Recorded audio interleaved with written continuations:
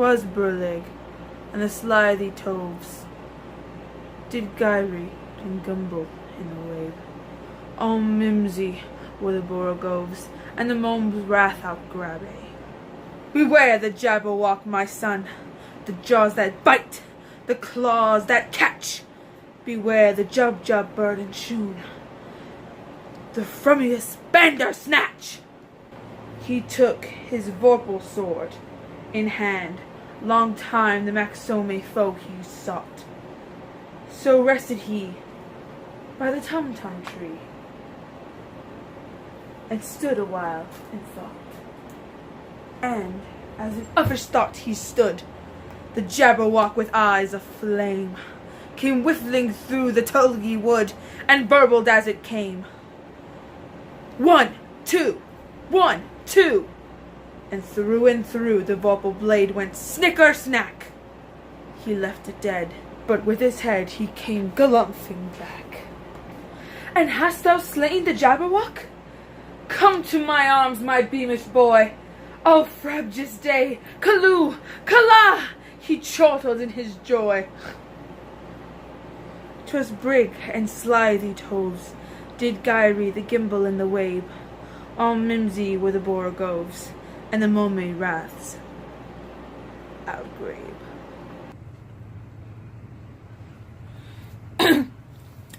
Okay, so today I'm going to be annotating Jabberwocky by Lewis Carroll. And so we're going to use a tip fast method. So first the T, the title. So I'm looking at the word Jabberwocky, and I'm 100% guessing that this is a character or an animal of some kind. Just because, I don't know, just because of the nature of the name. I also think it's going to be a violent animal because I see the word jab here. So possibly a violent one. We'll see as we go.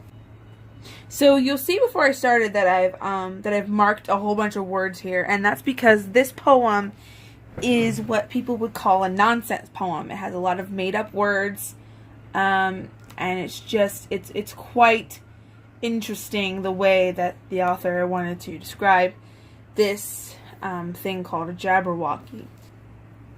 So we just look down, you're going to see that there's a bunch of marked words, like slithy, slimy, Burlig give us like a time, and so we're going to go on to paraphrase. So this poem is a man telling his son to beware of some creatures that lurk in the woods, but the son decides to go after this Jabberwocky, and he kills the Jabberwocky with his sword and takes the head with him. And when his father sees this, he's very joyful and proud of his son's accomplishment. And so yeah. So next is F, figurative devices. There is a whole bunch of alliteration in this. Just like it sounds very good to the ear. So we've got gyre, gimble, claws that catch, the tum-tum tree, snicker-snack, beamish boy, Callooh, Callay, and then onomatopoeia, snicker-snack. It's the sound of the sword, and this gives it more of a visual in your head or a sound that you can hear. And then the nonsense words are definitely a figurative device because it gives you more intrigue into the story as you read these words you've never heard before. It's very intriguing. And it just adds to the Wonderland world, really, that Lewis Carroll invented with this book. It sets it apart from other places. So it seems to be almost like a language that nobody else understands, which is quite interesting. So the attitude at the beginning. So next is shifts. Are there any shifts?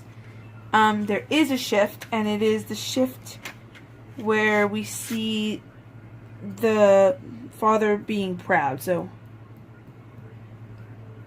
right after the fifth stanza, in the fifth stanza, almost right here where it says he went galumphing back, which is galloping triumphantly.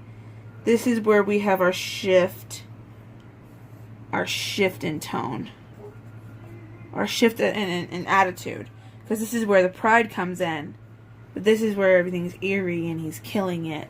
So that's where our shift is. And it's kind of like, it's also like a relief, like, he did it, it's over. And that is why we see the repeat of that stanza from the beginning, to show that the day is done. He's achieved what he started off with. We go back to title, and this title clearly is about a character that, or an animal that is slain.